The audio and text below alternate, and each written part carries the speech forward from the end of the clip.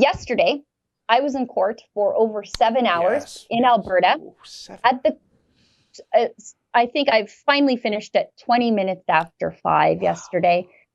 I was there observing our.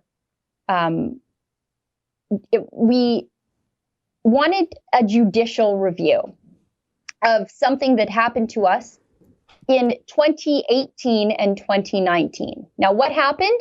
We put up a billboard, as we love to do, along the side of Highway 2 in Alberta. And our billboard said that, and I'm paraphrasing here, 40% of Alberta students are failing provincial exams. Wow. Albertans deserve better. Fire David Eggen. So fireeggen.com. David Eggen was the obviously failed education minister at the time. He's no longer education minister since the UCP won.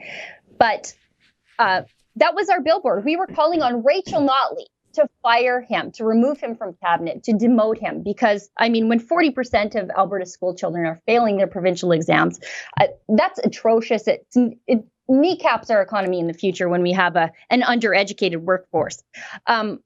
What happened to us is that Elections Alberta, a government agency, filed a complaint with the Elections Commissioner, another government agency, and the Elections Commissioner then began investigating us for breaking elections finance laws by putting up this billboard.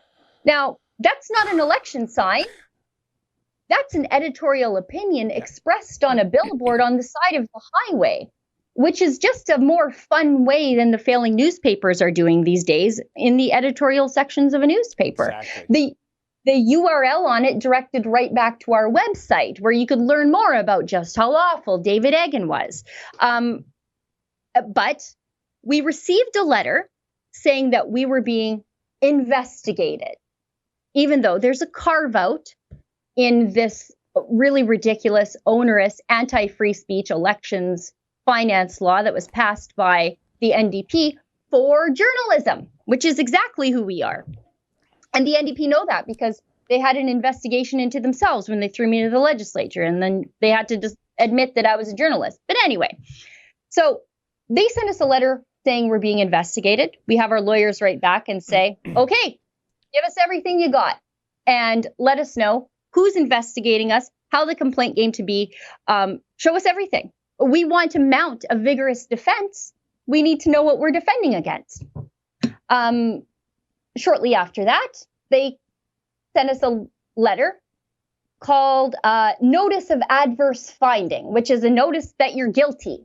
They didn't allow us to participate in the process. They didn't present any evidence to us. We weren't allowed to present any evidence to them. It happened so fast. And they convicted us basically in a secret trial, knowing full well we had legal representation who is ready to get involved and just raring to go. So we said, hold on, buddy. We don't accept that we were found guilty of anything in a secret trial. We don't accept the $5,500 fine you're giving us. And we're appealing this, and we're making an application for a judicial review, which means we don't have secret trials. We also don't think that the elections commissioner should be the judge, jury, and executioner, which is what he is here in Alberta. He investigates you, he decides that you're guilty, and then he hands down the fine. There's no actual real process. It's just one guy making all the decisions as he goes. We wanted a real judge to take a look at this and say, they weren't given fair process. We don't have secret trials, and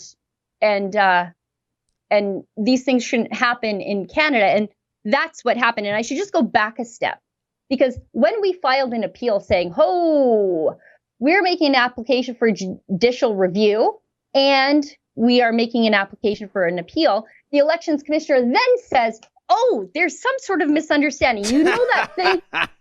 You know that thing I gave you that said that was a notice of adverse finding, a finding of your guilt?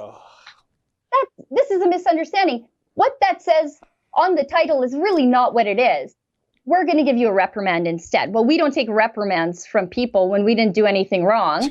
And so again, we made an application for an actual judge to look at the process of what happened to us, because this is censorship, plain and simple. And it's one government agency whipping up a complaint against us, specifically because there's this entrenched bureaucratic swamp that still remains in Alberta that Jason Kenney hasn't ripped out.